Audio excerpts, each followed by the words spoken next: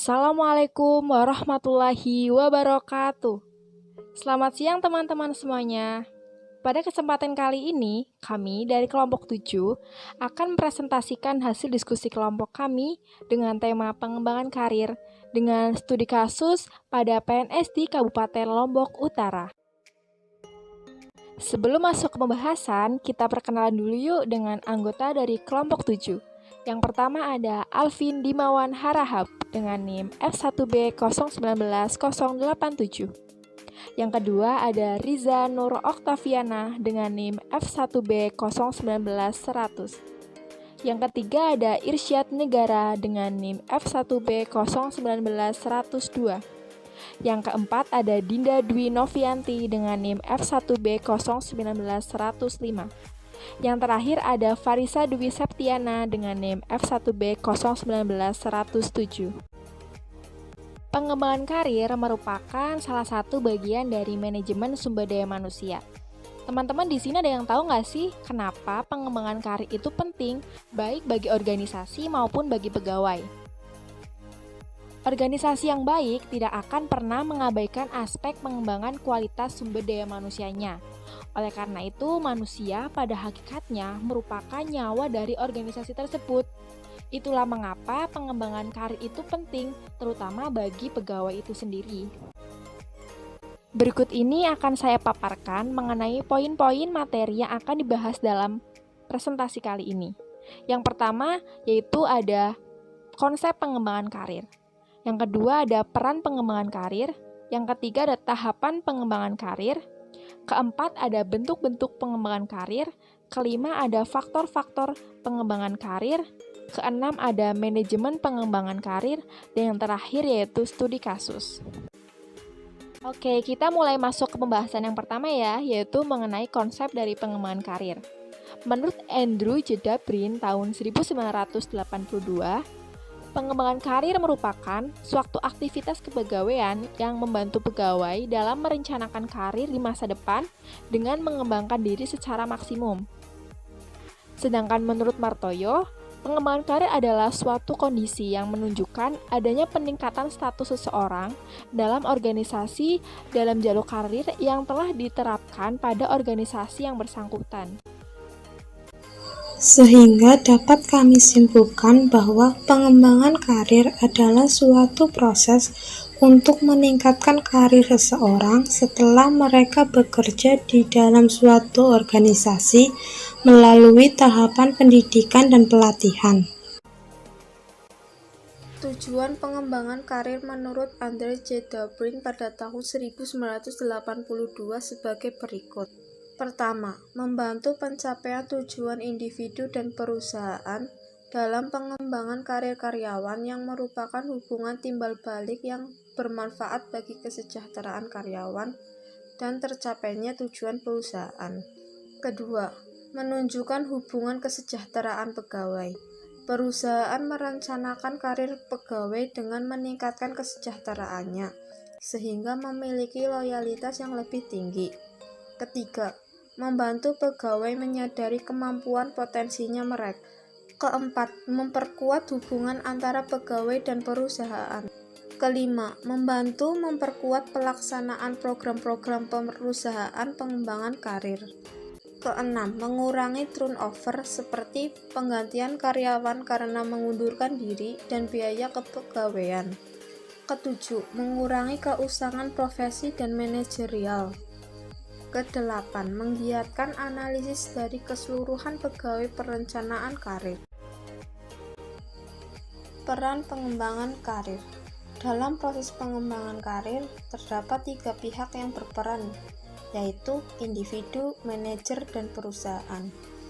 Gary Dessler menjelaskan peran tersebut sebagai berikut. Pertama, peran individu atau subjek. Antara lain, bertanggung jawab untuk karirnya sendiri, memperkirakan minat, keterampilan, dan nilai sendiri, serta mencari informasi dan rencana karir. Kedua, peran manajer atau deciding, antara lain, memberikan umpan balik kinerja yang tepat waktu, memberikan dukungan dan penilaian pengembangan, serta berpartisipasi dalam diskusi pengembangan karir. Ketiga, peran organisasi atau konsep, antara lain memberikan soal misi, kebijakan, dan prosedur, serta memberikan peluang pelatihan dan pengembangan. Tahapan pengembangan karir. Samsudin menjelaskan bahwa tahapan pengembangan karir terbagi menjadi 3 tahapan, yaitu 1. Karir awal. Meskipun organisasi menyediakan kesempatan internship agar individu dapat mencoba pilihan karir yang berbeda dan individu juga dapat menguji beragam pilihan jabatan melalui kursus, namun perhatian utama MSDM baru dimulai ketika seorang individu memasuki organisasi. Manajemen sumber daya manusia dan karyawan harus dapat memastikan bahwa orang-orang bergerak secara efektif di dalam organisasi. Yang kedua yaitu karir pertengahan. Setelah melewati karir awal, individu selanjutnya bergerak ke dalam suatu periode stabilisasi ketika ia dianggap produktif, menjadi semakin lebih kelihatan, memikul tanggung jawab yang lebih berat, dan merencanakan sebuah rencana karir yang lebih berjangka panjang. Tahap ini ditandai dengan kemampuan, kemapanan, dan promosi. Yang ketiga yaitu karir akhir. Titik balik terhadap produktivitas atau penurunan dan pensiun dini mewarnai krisis pertengahan akhir. Pada akhirnya, individu mulai melepaskan diri dari belitan tugas-tugasnya dan bersiap-siap untuk memasuki masa pensiun. Bentuk-bentuk pengembangan karir. Dalam pengembangan karir, instansi melakukan fungsi-fungsinya melalui beberapa alat yang merupakan bentuk-bentuk pengembangan karir. Bentuk-bentuk pengembangan karir terdiri dari 1. Pendidikan dan pelatihan. Tujuan yang ingin dicapai dari pendidikan dan pelatihan ini menurut Bambang Wahyudi dibagi menjadi 2, yaitu tujuan umum untuk meningkatkan efisiensi dan efektivitas organisasi dan tujuan khusus antara lain meningkatkan produktivitas, meningkatkan kualitas, meningkatkan mutu dan perencanaan, meningkatkan tenaga kerja, meningkatkan semangat dan moral sebagai balas jasa tidak langsung, mencegah kadaluarsanya kemampuan karyawan serta kesempatan untuk pengembangan diri. Yang kedua yaitu promosi. Promosi yang diartikan sebagai perubahan posisi atau jabatan pekerjaan dari tempat yang lebih rendah ke tempat yang lebih tinggi, dengan tanggung jawab tugas wewenang yang lebih tinggi dari jabatan sebelumnya. Yang ketiga yaitu mutasi.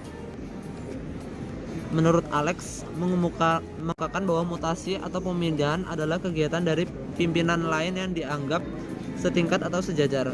Mutasi merupakan suatu kegiatan rutin pada sebuah organisasi untuk melaksanakan prinsip direct man or indirect place, sehingga pekerjaan dapat dilaksanakan secara efektif dan efisien. Faktor-faktor yang mempengaruhi pengembangan karir. Beberapa faktor yang mempengaruhi proses pengembangan karir menurut Hasto dan Meilan dalam Suyanto 2013 meliputi 1.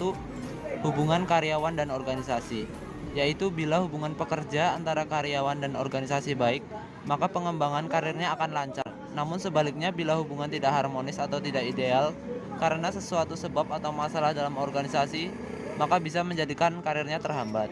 Yang kedua yaitu personalitas karyawan. Apabila terdapat karyawan yang mempunyai personalitas yang menyimpang, maka akan mempengaruhi karirnya. Yang ketiga yaitu faktor eksternal.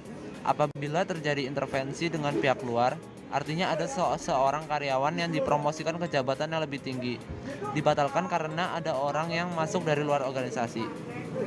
Yang keempat yaitu politicking dalam organisasi. Pengembangan karyawan bisa terhambat atau mati bila terdapat faktor politik seperti intrik-intrik, kasak-kasak, hubungan antar teman, nepotisme, feodalisme, dan sebagainya lebih dominan mempengaruhi karir seseorang daripada prestasi kerja.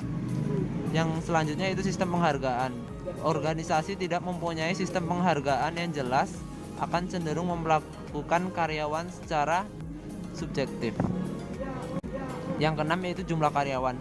Bila semakin banyak karyawan, maka semakin ketat persaingan untuk menduduki suatu jabatan dan semakin kecil kesempatan bagi seseorang karyawan untuk meraih tujuan organisasi. Yang ketujuh yaitu ukuran organisasi. Terkait dengan jumlah jabatan yang ada dalam organisasi tersebut, termasuk jumlah jenis pekerjaan dan jumlah personel karyawan yang diperlukan untuk mengisi berbagai jabatan dan pekerjaan tersebut. Yang ke-8 yaitu kultur organisasi. Organisasi memiliki kultur dan kebiasaan.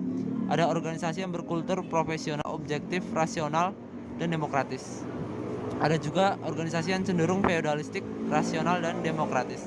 Serta ada juga yang menghargai prestasi kerja dan mementingkan senioritas karyawan. Yang terakhir yaitu tipe manajemen. Jika manajemen cenderung tertutup, maka keterlibatan karyawan dalam hal pembinaan karirnya cenderung minimal. Sebaliknya, jika terbuka, maka keterlibatan karyawan dalam pembinaan karir cukup besar. Manajemen pengembangan karir. Menurut Samsudin, pengembangan karir merupakan realisasi hubungan individu sebagai pekerja dengan organisasinya. Untuk mewujudkan tersebut diperlukan kondisi yaitu kesadaran dan pemahaman bekerja yang baik. Yang kedua yaitu tanggung jawab pengembangan karir ada di tangan individu masing-masing. Yang ketiga yaitu tidak semua organisasi menyediakan media pengembangan, jadi pekerja harus mandiri mencari sebuah penyelesaian dari metode pengembangan karir. Selain itu, manajemen pengembangan karir berlangsung secara dua arah, yaitu satu, pekerja secara mandiri, aktif, dan melakukan kegiatan pengembangan diri. Yang kedua itu organisasi mengarahkan dan menyediakan ruang untuk pekerja mengembangkan potensi mereka. Oke, kita masuk ke pembahasan yang selanjutnya yaitu mengenai studi kasus tentang bagaimana pengembangan karir pegawai negeri sipil yang ada di Kabupaten Lombok Utara.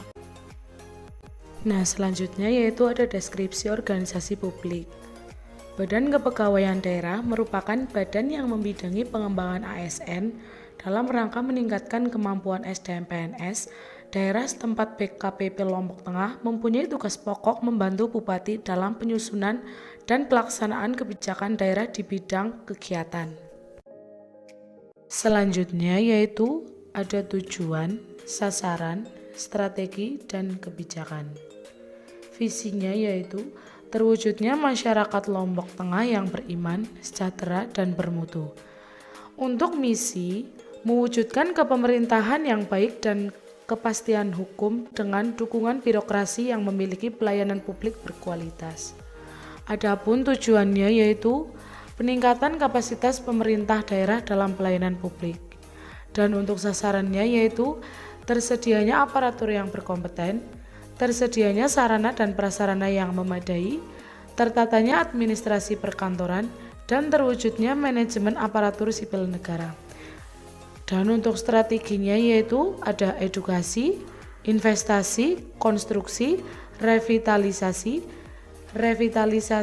edukasi, koordinasi, integrasi, restrukturisasi, deregulasi.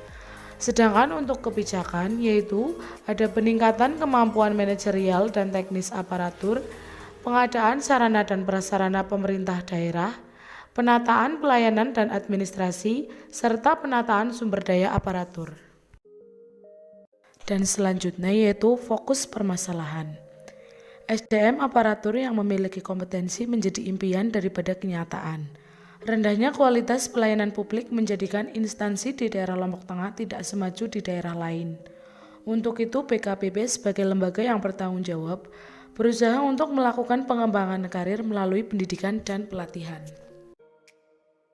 Slide selanjutnya yaitu tindakan BKPP Lombok Tengah.